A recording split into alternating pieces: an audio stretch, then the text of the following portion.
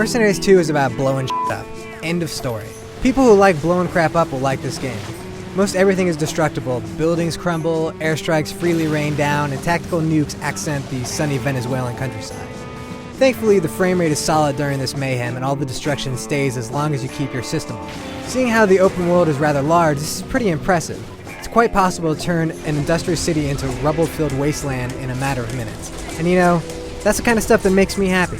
Although the scale is nice, it also leads to some annoying things. While there are tons of different vehicles and weapons and airstrikes in the game to acquire, you have to actually go and shop for a lot of these from different vendors who are spread out across Venezuela, which means that sometimes you're going to have to trek all the way across the country to get to somebody just to find out they don't sell that one item you were looking for. You can play as 3 different characters in Mercenaries 2, but you're going to want to choose Mateus. I mean, everything sounds funnier when it's said with his maniacal Swedish accent. Actually, the entire game is pretty funny, except for one thing. You're going to hear the same 5 lines a billion times.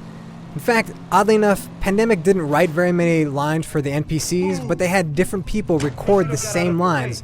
So while you hear the same 5 lines again and again, you're going to hear them for different voices.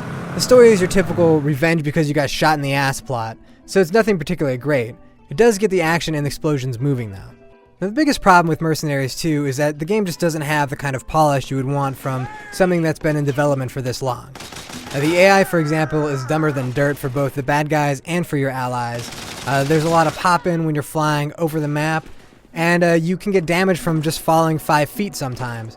The weirdest one of all is that if you're driving a tank, you can actually smash through a car and explode it and take no damage, but bump into a fire hydrant and you actually take damage to your tank. I know that there's a lot of strategy out there for people putting fire hydrants in the way of tanks to destroy them, but it doesn't seem like something you would actually want in a video game. Now, although there is no deathmatch mode or anything like that, there is drop-in and drop-out online co-op for up to 2 people.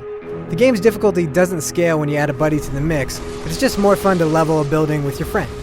So the big question is, should you buy Mercenaries 2? Well, it depends on how much you love explosions.